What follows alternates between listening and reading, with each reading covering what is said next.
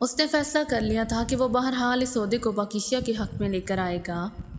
Robert اپنے office میں کرسی پر بیٹھا بڑی بے چینی سے پہلو بدل رہا تھا۔ اس کے چہرے پر شدید پریشانی کے تاثرات نمایاں تھے۔ آسکر اور جوزی سے اسے عمران سے ہونے والی ملاقات کی تمام تفصیل کی رپورٹ ملی تھی، اور ساتھ ہی وہ لسٹ بھی جو عمران نے انہیں دی تھی۔ اس رپورٹ کے بعد اسے ہیری کی رپورٹ بھی یاد آ گئی تھی، جس میں اس نے بتایا تھا کہ عمران نے پرنس آف ڈم بن کر پارکر سے ٹینڈر کے بارے میں تفصیلات طلب کی تھیں۔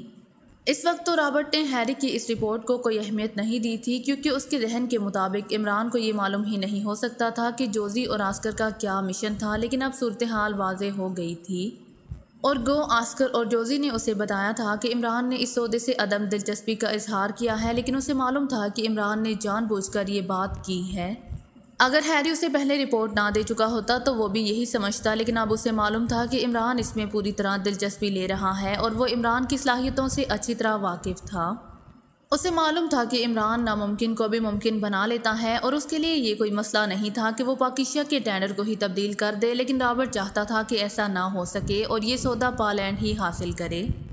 اس نے اسی لیے سارجنٹ کو فوری طور پر کال کیا تھا، اور اب وہ سارجنٹ کا ہی انتظار کر رہا تھا۔ تھوڑی دیر بعد دروازہ کھلا اور سارجنٹ اندر داخل ہوا۔ کیا ہوا باس، خیریت ہے؟ آپ نے بڑی ایمرجنسی کال کی ہے، سارجنٹ نے سلام کر کے میز کی دوسری طرف کرسی پر بیٹھتے ہوئے کہا۔ ہمارے سب کیے کرائے پر پانی پھرنے والا ہے سارجنٹ، رابرٹ نے آگے کی طرف جھکتے ہوئے کہا۔ کیا ہوا ہے؟ سارجنٹ نے چونک کر پوچھا تو رابرٹ نے اسے پہلے ہیری کی رپورٹ اور پھر آسکر اور جوزی کی رپورٹ کی تفصیل بتا دی۔ واقعی آپ کی بات درست ہے، عمران اب ہر قیمت پر یہ سودا باکیشیا کے حق میں حاصل کرنے کی کوشش کرے گا۔ اس نے اپنی حکومت سے ان ڈیٹس کی کاپی حاصل کر لی ہوگی، اور اسے بہرحال یہ بھی معلوم ہو گیا ہے کہ کافرستان کی طرف سے کیا ریٹس دیے گئے ہیں، اور وہ اتنی بات سمجھتا ہے کہ پالین کافرستان سے زیادہ 15% کم ریٹس پر ٹینڈر بھرے گا، اور اب وہ لامحالہ باکیشیا کا ٹینڈر تبدیل کرے گا۔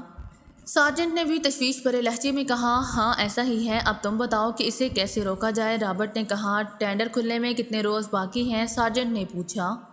مجھے معلوم کرنا پڑے گا، رابرٹ نے کہا، اور اس کے ساتھ ہی اس نے فون کا ریسیور اٹھا لیا۔ یس باس، دوسری طرف سے اس کی سیکرٹری کی مؤدبانہ آواز سنائی دی۔ وزارت صنعتی پیداوار میں ایک صاحب میتھائس کام کرتے ہیں، ان سے میری بات کراؤ، رابرٹ نے کہا، اور اس کے ساتھ ہی اس نے ریسیور رکھ دیا۔ ہیری عمران کو اچھی طرح جانتا ہے، آپ فوری طور پر ہیری کو کال کر کے کہہ دیں کہ اگر عمران اسٹرام کے دارالحکومت گینا پہنچ گیا ہے تو وہ اس کی نگرانی کرے، سارجنٹ نے کہا۔ وہ میں نے پہلے ہی اسے کہہ دیا ہے، رابرٹ نے کہا، اور سارجنٹ نے اس بات پہ سر ہلا دیا۔ چند لمحوں بعد فون کی گھنٹی بج اٹھی تو اس نے ریسیور اٹھا لیا۔ یس، رابرٹ نے اپنے مخصوص لہجے میں کہا۔ میتھائی صاحب لائن پر ہیں، سر بات کیجیے، دوسری طرف سے اس کی سیکرٹری کی آواز سنائی دی۔ ہیلو، رابرٹ بول رہا ہوں، رابرٹ نے کہا۔ یس سر، میں میتھائس بول رہا ہوں، دوسری طرف سے میتھائس کی مؤدبانہ آواز سنائی دی۔ آپ مجھے بتائیں کہ اسٹرام حکومت نے ٹیکسٹائل تھریڈ کی خریداری کے لیے ٹینڈر کس تاریخ کو کھولنے ہیں، رابرٹ نے کہا۔ 18 تاریخ مقرر ہے، اس کے لیے جناب آج سے 4 روز بعد، دوسری طرف سے جواب دیا گیا۔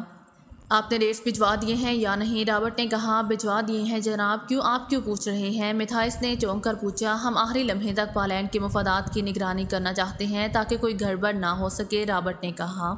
او نہیں جناب، ایسا ممکن نہیں ہے، اسٹرام حکومت اس سلسلے میں بے حد محتاط رہتی ہے، میتھائس نے جواب دیا۔ اوکے شکریہ، رابرٹ نے کہا اور ریسیور رکھ دیا۔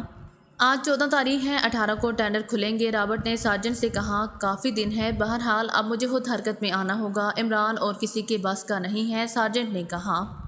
تم کیا کرو گے مجھے بتاؤ تو صحیح، رابرٹ نے بے چین سے لہجے میں پوچھا۔ مجھے ہیری نے تفصیل بتائی تھی کہ اسٹرام حکومت ایسے ٹینڈرز کو وزارت تجارت کے انتہائی خفیہ اسٹور میں رکھتی ہے جہاں ٹاپ سیکرٹ فائلیں رکھی جاتی ہیں۔ ایسے خفیہ اسٹور میں چونکہ حکومت اسٹرام کے انتہائی خفیہ تجارتی سیکرٹس اور تجارتی معاہدوں کی فائلیں ہوتی ہیں، اسی لیے اس اسٹرانگ روم کی حفاظت کے انتہائی سخت انتظامات ہیں۔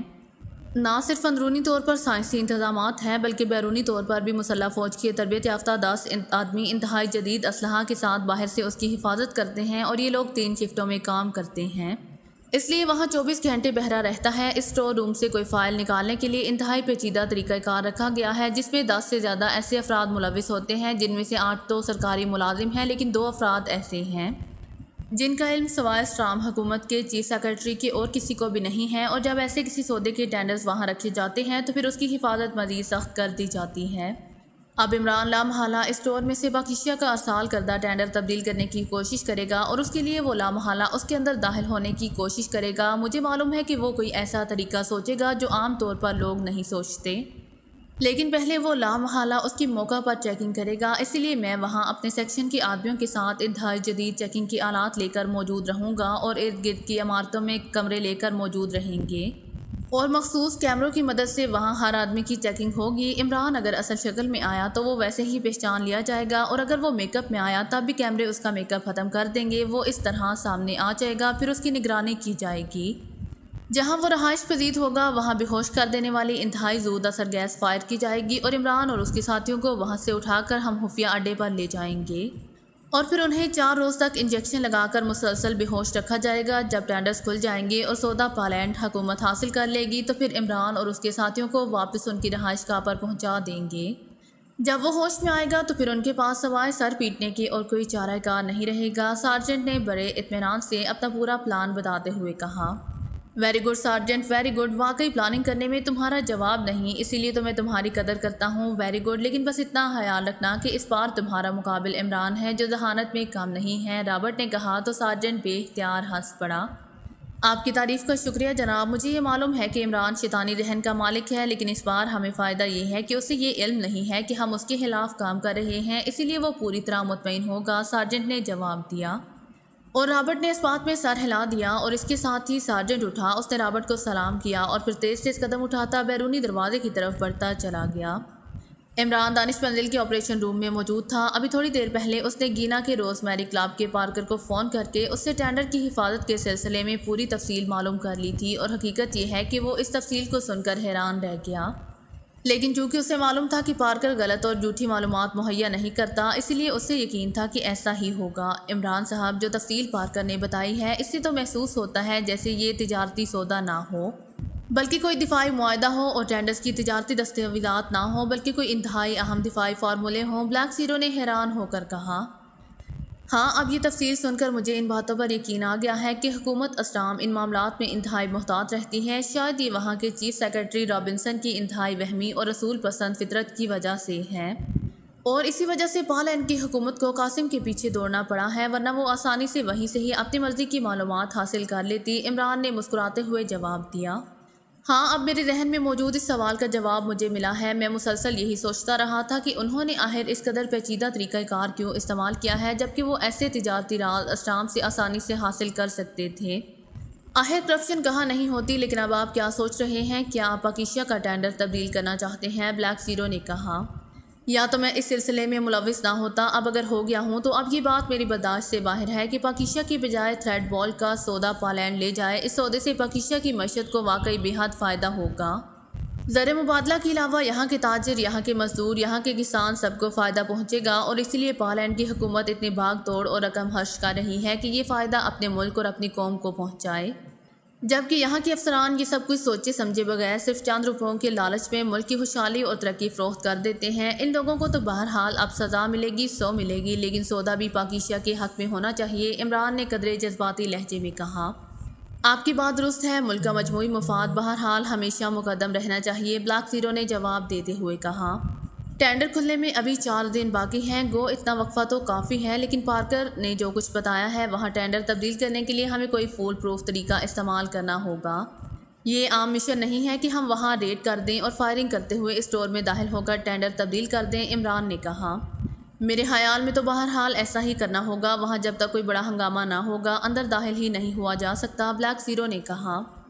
ہاں، لیکن ہنگامہ فائدہ مند نہیں رہے گا، کیونکہ مجھے خدشہ ہے کہ پالینڈ حکومت کو جب رپورٹ ملے گی کہ عمران اس معاملے میں ملوث ہے تو وہ آخری لمحے تک بے چین رہیں گے، عمران نے مسکراتے ہوئے کہا۔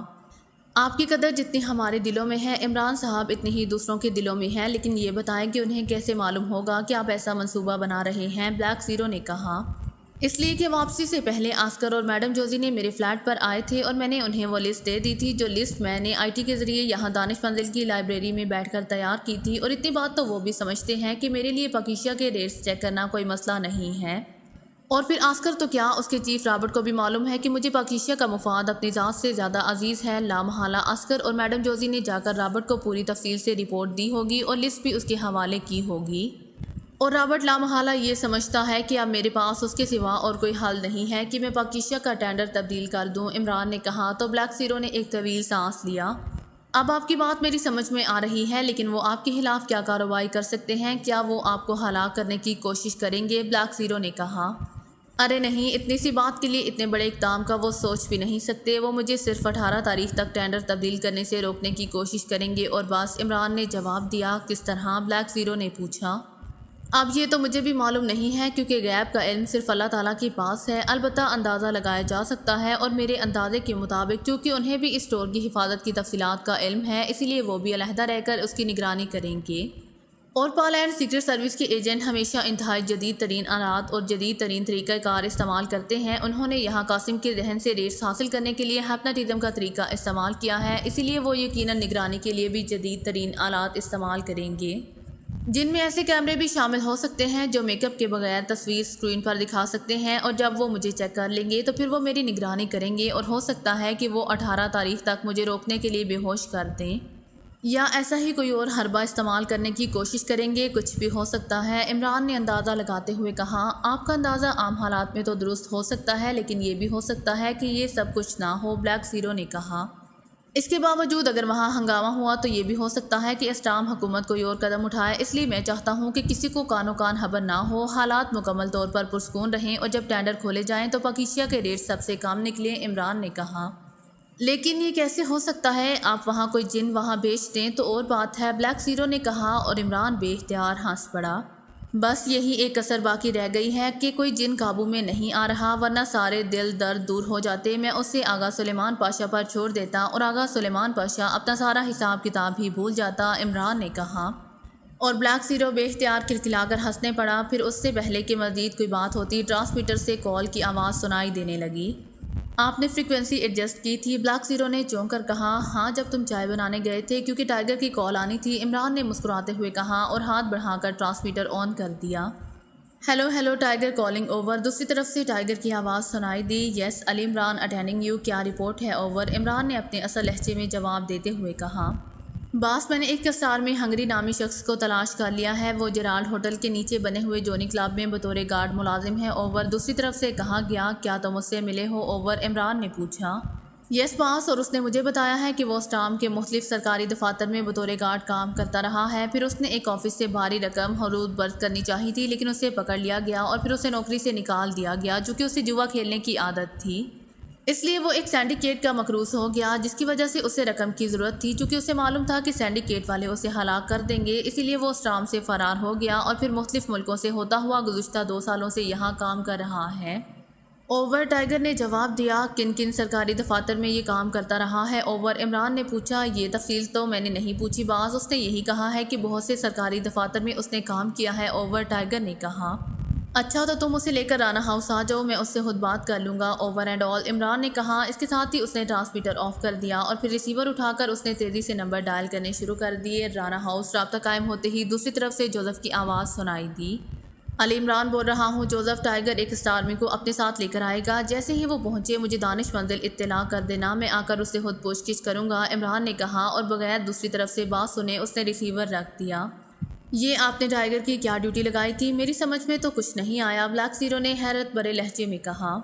میں نے اسے کہا تھا کہ زیر زمین دنیا میں جتنے بھی اسٹار میں کام کر رہے ہیں ان سے یہ معلوم کرے کہ ان میں سے کسی کا تعلق وہاں کے سرکاری دفاتر سے رہا ہے، اور اب ٹائیگر نے یہ رپورٹ دی ہے، عمران نے مسکراتے ہوئے کہا۔ لیکن یہ ہنگری کیا کرے گا؟ بلیک زیرو نے کہا۔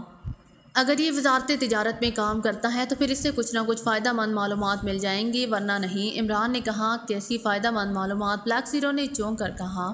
میں اسٹور روم کا نقشہ بنانے والے یا اس کی تعمیر میں حصہ لینے والے کسی آدمی کو ٹریس کرنا چاہتا ہوں، عمران نے کہا۔ اس کے لیے تو آپ کو وہاں اسٹام جا کر کوشش کرنا چاہیے، ویسے بھی اب دن بہت تھوڑے رہ گئے ہیں، بلیک زیرو نے کہا۔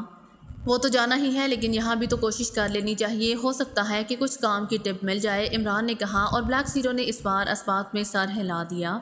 سارجنٹ اسٹام کے دارالحکومت گینا کے ایک عالی شان ہوٹل مڈ وے کے ایک کمرے کی کھلی کھڑکی کے سامنے موجود تھا۔ دوسری طرف سڑک پر وزارت تجارت کا سیکریٹریٹ تھا، جس کے ساتھ اسٹور تھا جو یہاں سے صاف نظر آ رہا تھا۔ یہ اسٹور بلڈنگ سے ہٹ کر بنا ہوا تھا، اور باقی بلڈنگ تو 4 منزلہ تھی، اور اس بلڈنگ میں آفس تھے، لیکن یہ اسٹور 1 منزلہ تھا اور ایک طرف ہٹ کر بنایا گیا تھا۔ اس کی چھت پر بھی مسلح افراد موجود تھے، اور باہر چاروں طرف بھی، اور وہ باقاعدہ فوجی انداز میں گشت کر رہے تھے۔ اسٹور چاروں طرف سے بند تھا، سارجنٹ نے یہاں آ کر جو مزید معلومات اس بارے میں حاصل کی تھیں ان سے اسے پتہ چلا تھا کہ اس کا اکلوتا دروازہ سیکریٹریٹ کے ایک پورشن میں کھلتا تھا، لیکن یہ دروازہ دیوار میں چھپا ہوا تھا اور خصوصی کمپیوٹر کارڈز ایک مخصوص رکھنے میں ڈالے بغیر وہ نہیں کھل سکتا تھا، اور یہ وہی کارڈ تھا جس پر 8 افراد کے دستخط ہوتے تھے۔ سارجنٹ اسے دیکھ کر اور اس کے بارے میں معلومات حاصل کر کے مزید مطمئن ہو گیا تھا، لیکن اب اسے یہ فکر تھی کہ اگر اس اسٹور کا کوئی ایسا خفیہ دروازہ ہوا جس کا علم ان لوگوں کو نہ ہوا تو پھر مسئلہ بن جائے گا، کیونکہ اسے معلوم تھا کہ عمران ایسے ہی راستے تلاش کیا کرتا ہے۔ اس کے لیے اس نے اپنے سیکشن کی ڈیوٹی لگائی تھی کہ وہ اس اسٹور کا تعمیراتی نقشہ حاصل کرنے کی کوشش کریں یا پھر جس نے یہ نقشہ بنایا تھا اسے ٹریس کرنے کی کوشش کریں،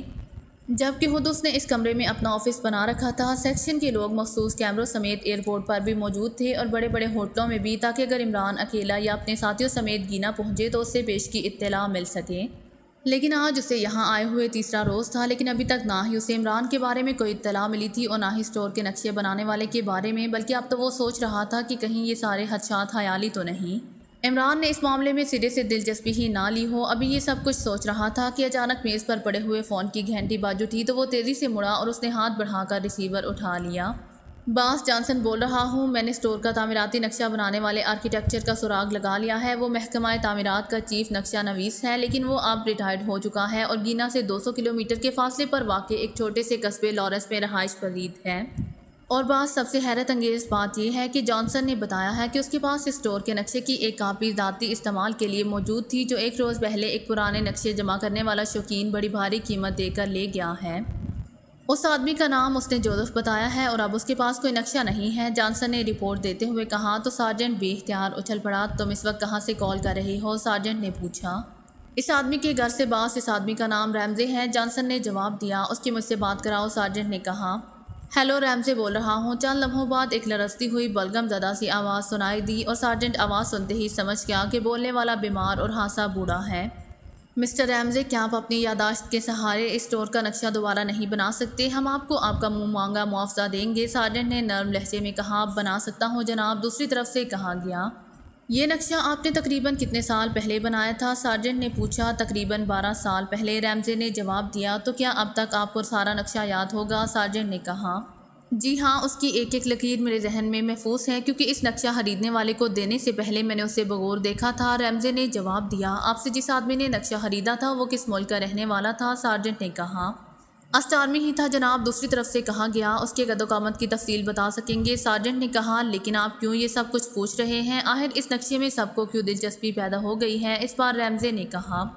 ہمارا تعلق حکومت کے ایک خفیہ شعبے سے ہے اور ہمیں اطلاعات مل رہی ہیں کہ اس نقشے کو غلط استعمال کرنے کے لیے اڑایا جا رہا ہے۔ آپ ہمارے ساتھ تعاون کریں، ورنہ دوسری صورت میں آپ کے ساتھ پیش آ سکتی ہے، سارجنٹ نے تیز لہجے میں کہا۔ اوہ اچھا، لیکن پہلے تو تم رقم دینے کی بات کر رہے تھے، ریمزے نے کہا۔ ہم اپنے مخصوص فنڈ سے تعاون کرنے والوں کو بھاری رقمیں دے دیتے ہیں، لیکن تعاون شرط ہے، سارجنٹ نے کہا۔ اگر آپ کو میری ویڈیو پسند آئے تو please like, share and subscribe کرنا مت بھولیے گا۔ جزاک اللہ۔